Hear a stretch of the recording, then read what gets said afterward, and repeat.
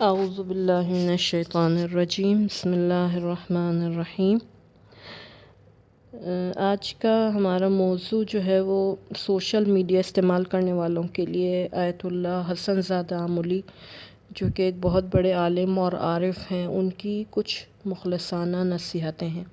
کیونکہ ہم سب آج کل سوشل میڈیا سے مربوط ہیں اور اسی حوالے سے کچھ ضوابط اور کچھ اخلاقی نکات ایسے ہیں جن کی ہم سب کو جو ہے وہ جن پہ عمل کرنا ہمارے لیے ضروری ہے، تاکہ ہم اس سوشل میڈیا سے اور سائبر وار ایک طرح سے جو یہ جنگ جاری ہے حق اور باطل کے درمیان، اس میں ہم اپنا کردار جو ہے وہ احسن طریقے سے ادا کر سکیں۔ تو آیت اللہ حسن زادہ آملی نے اس حوالے سے کچھ نصیحتیں کی ہیں ہم سب کو، میں ان کو بیان کرنا ضروری سمجھوں گی۔ ان میں سب سے پہلی چیز یہ ہے کہ حق کا بار بار تذکرہ کر کے اسے زندہ کیا جائے۔ ہم دیکھ رہے ہیں کہ جتنا بھی میڈیا ہے اس وقت وہ غیروں کے ہاتھوں میں ہے، اور اکثر ایسا ہوتا ہے کہ حق کو چھپایا جاتا ہے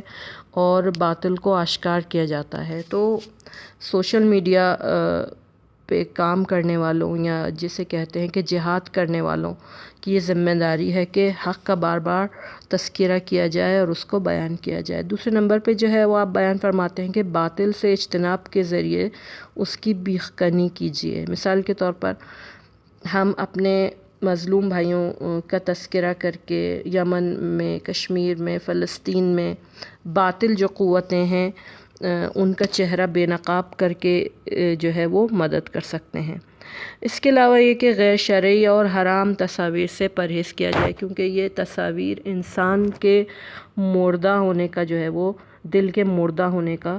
سبب بنتی ہیں اور انسان کو جو ہے وہ بے راہ روی کی طرف مائل کرتی ہیں۔ اس کے علاوہ کہ بے فائدہ بحثوں سے اجتناب کیا جائے۔ ہم دیکھتے ہیں کہ آئے دن ہمارے مختلف گروپس میں بے فائدہ سوالات کیے جاتے ہیں اور بے فائدہ بحثیں ہو رہی ہوتی ہیں۔ ہم یہ نہیں سوچتے کہ جو بھی لفظ ہم اس سوشل میڈیا پہ لکھ رہے ہیں ہمیں اپنی انگلیوں کی پوروں کا بھی حساب دینا پڑے گا، یعنی جو لفظ لکھ رہے ہیں اس کا بھی حساب دینا پڑے گا۔ تو یہ سب اگر ہم خدا کو حاضر ناظر رکھتے ہوئے اگر اس سوشل میڈیا کا استعمال کریں تو یقیناً ہم یہ دیکھیں گے کہ ہم اس چیز کو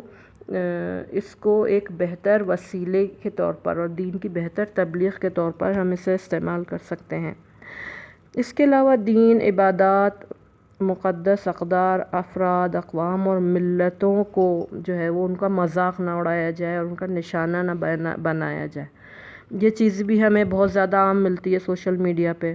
کہ ہم دوسروں کے اعتقادات کا، ان کی عبادات کا، ان کے مقدس اقدار کا، افراد کا اور دوسرے اقوام کو جو ہے نا وہ بعض دفعہ تضحیک کا نشانہ بناتے ہیں یا ان کا مذاق اڑاتے ہیں، ان کی کسی رسم کا یا مثلا ان کے کسی فعل کا۔ تو یہ چیز بھی جو ہے وہ اس سے بھی پرہیز کرنا ضروری ہے، کیونکہ ظاہر سی بات ہے جب ہم کسی قوم کا اور دین کا مذاق اڑائیں گے تو وہ جواب میں ہمارا مذاق اڑائے گا۔ جیسا کہ کہا جاتا ہے کہ تم دوسروں کے جھوٹے خداؤں کو گالی نہ دو کہ وہ پلٹ کر تمہارے صحیح خدا کو جو ہے وہ اس کو گالی نہ دیں۔ اس کے علاوہ جو اہم چیز ہے وہ یہ کہ افواہوں کی نشر و اشاعت کا ذریعہ بھی ہم نہ بنیں۔ کسی بھی حدیث، روایت، داستان، خبر وغیرہ کو نشر کرنے سے پہلے اس کی تحقیق کرنا جو ہے وہ بہت ضروری ہے۔ ہم دیکھتے ہیں کہ آئے دن اس طرح کی احادیث نشر ہو رہی ہوتی ہیں کہ جن کا کوئی ریفرنس نہیں ہوتا، یا مثلا کسی معتبر کتاب سے مثلا وہ روایت بیان نہیں کی گئی ہوتی۔ اگر ہم سامنے والے سے ریفرنس بھی مانگیں تو وہ عاجز ہوتا ہے کہ مثلا کہتا ہے کہ نہیں ریفرنس نہیں ہے ہمارے پاس، یا مثلا کوئی ایسی چیز بیان کر دی جاتی ہے اس روایت کے ذریعے سے جو آپ کے معاشرے میں متنازع ہے، مثلا لوگ اس پہ مختلف آراء رکھتے ہیں، تو اور یہ چیز جو ہے نا وہ لوگوں میں آپس میں جھگڑے کا سبب بنتی ہے۔ تو اس لیے اور اس کے علاوہ جو افواہیں نشر کی جاتی ہیں مثال کے طور پر کسی بھی حوالے سے، کسی واقعے کے حوالے سے، تو یہاں پر یہ ہوتا ہے کہ لوگوں کے درمیان جو ہے نا وہ افراتفری پھیلنے کا باعث بنتی ہے۔ لہٰذا جب بھی ہم تک کوئی خبر پہنچے اس خبر کی تصدیق کرنا ہمارے لیے بہت ضروری ہے۔ جیسے قرآن مجید میں بھی یہ حکم دیا گیا رسول خدا کو بھی کہ اگر آپ کو منافقین کی طرف سے کوئی خبر دی جائے تو فتبینوا، آپ اس کو جو ہے وہ اس کی تحقیق کر لیں، اس کو روشن کر لیں۔ اس کے علاوہ اس بات کا بھی ہمیں اہتمام کرنا چاہیے کہ جو پیغام ہم فارورڈ کر رہے ہیں وہ آپ کے حق میں گواہی دے، آپ کے خلاف نہیں۔ یعنی آپ جس مکتب سے تعلق رکھتے ہیں، آپ جس عقیدے سے تعلق رکھتے ہیں، وہ پیغام جو ہے وہ آپ کی شخصیت کا آئینہ دار ہونا چاہیے۔ یعنی آپ جو بھی پیغام اس سوشل میڈیا پہ ڈال رہے ہیں وہ ایک طرح سے آپ کی شخصیت کا آئینہ دار ہے۔ وہ یہ بتا رہا ہے کہ آپ کس مکتب کے ماننے والے ہیں، آپ کس مکتب فکر اور کس نظریے کو آپ فالو کرتے ہیں۔ تو آپ کے پیغامات کو ان سب کا آئینہ دار ہونا چاہیے، نہ یہ کہ وہ آپ کے خلاف مثلا گواہی دیں۔ اس کے علاوہ آپ اپنے آپ کو خیر کی چابی اور شر کا تالا قرار دیں۔ یہ بہت اچھی یعنی ایک طرح سے اصطلاح استعمال کی ہے آیت اللہ حسن زادہ عاملی نے کہ آپ کو خیر کی چابی ہونا چاہیے، یعنی آپ کی وجہ سے خیر پھیلے اس پورے معاشرے میں، آپ کی وجہ سے اچھائیاں پھیلنی چاہیے، وہ آگے بڑھنی چاہیے۔ اس کے علاوہ آپ فرماتے ہیں کہ جو کچھ بھی آپ آگے فارورڈ کرتے ہیں وہ آپ کی تائید کی دلیل ہے۔ آپ یہ نہیں کہہ سکتے کہ میں نے وہ ارسال کیا جو مجھے موصول ہوا ہے، ایک چیز ہمارے پاس یہ چیز بہت مسئلہ ہے کہ جو چیز ہمیں جو ہے وہ بھیج دی جاتی ہے ہم اسے آگے فارورڈ کر دیتے ہیں۔ مثلا کچھ ایسے اس میں میسیجز بھی ہوتے ہیں جس میں یہ ہوتا ہے کہ آپ 5 لوگوں کو بھیجیں گے تو مثلا آپ کو یہ خوشخبری ملے گی، یا مثلا آپ 10 لوگوں کو بھیجیں گے تو اس طرح ہوگا۔ مثلا اس طرح کے میسیجز جو ہیں عموماً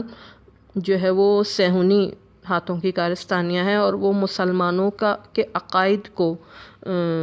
ایک طرح سے کمزور کرنے کے لیے یہ میسیجز مثلا بنا کے بھیجتے ہیں لوگوں کو کہ آپ یہ میسیج بھیجیں۔ یا مثال کے طور پہ کوئی انعامی کسی اس کا میسیج ہوتا ہے کہ آپ یہ میسیج 5 گروپس میں بھیجیں، اور مثلا اور وہ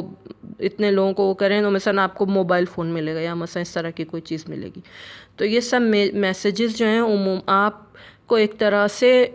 لالچ کی طرف ابھارنے کے لیے آتے ہیں کہ آپ دنیا کی طرف زیادہ مائل ہوں۔ تو اس لیے جو ہے وہ ان ایسے میسیجز کو بھی فارورڈ کرتے ہوئے تھوڑا سا ہمیں خیال کرنا چاہیے۔ اس کے علاوہ انفارمیشن ٹیکنالوجی سے بہترین استفادہ کرنے کے لیے بھی ہم بھرپور کوشش کریں۔ اس میں ہم یہ کر سکتے ہیں کہ پروردگار عالم کی طرف لوگوں کو دعوت دیں، امر بالمعروف اور نہی عن منکر جیسا فریضہ جو ہے جو اس وقت بھلایا جا چکا ہے اس کی طرف جو ہے تھوڑی سی توجہ کریں۔ دینی، ثقافتی، علمی اور تعلیمی جو ہمارے مسائل ہیں اور مکمل اصلاح کا جو ہے وہ معاشرے کی اصلاح کرنے کا جو ہے وہ طریقہ کار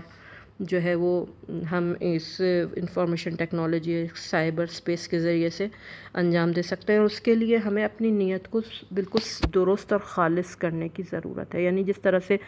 ہمیں عام زندگی میں اپنی نیت خالص کرنے کی ضرورت ہے کسی بھی کام کے لیے، یہاں پہ بھی ہم اس فریضے کو عبادت سمجھ کے انجام دیں۔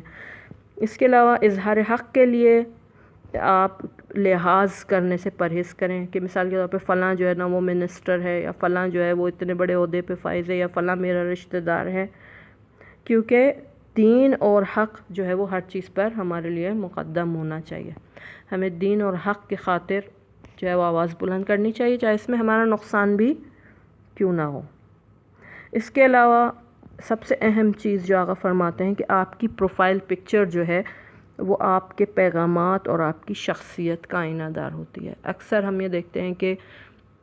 بہت افسوس بھی ہوتا ہے اس چیز پہ کہ پروفائل پکچر تو بہت مذہبی ہوتی ہے، لیکن جو اس کے پیچھے جو فرد ہوتا ہے، اس کی جو اصلی تصویر ہوتی ہے وہ کچھ اور ہوتی ہے۔ وہ ظاہر سی بات ہے وہ الفاظ یا جو وہ پوسٹس جو وہ اپنے ٹائم لائن پہ ڈالتے ہیں، اپنے اسٹیٹس پہ ڈالتے ہیں، وہ اس سے پتہ چلتا ہے کہ واقعاً اس شخص کا اس تصویر سے کوئی تعلق نہیں ہے۔ یا مثال کے طور پر خواہران جو ہے وہ اپنی کچھ اس طرح کی تصاویر وغیرہ جو ہے وہ شیئر کرتی ہیں۔ خاص طور پہ اس سائبر اسپیس میں بہت محتاط رہنا چاہیے خواہران کو،